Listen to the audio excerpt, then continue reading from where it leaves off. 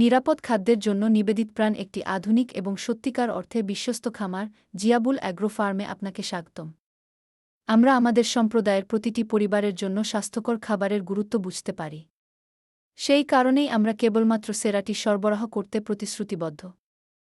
Ziabul agro ফার্মে আমরা হাঁস, মুরগি, কোয়েল, গরু এবং মাছ পালন করি।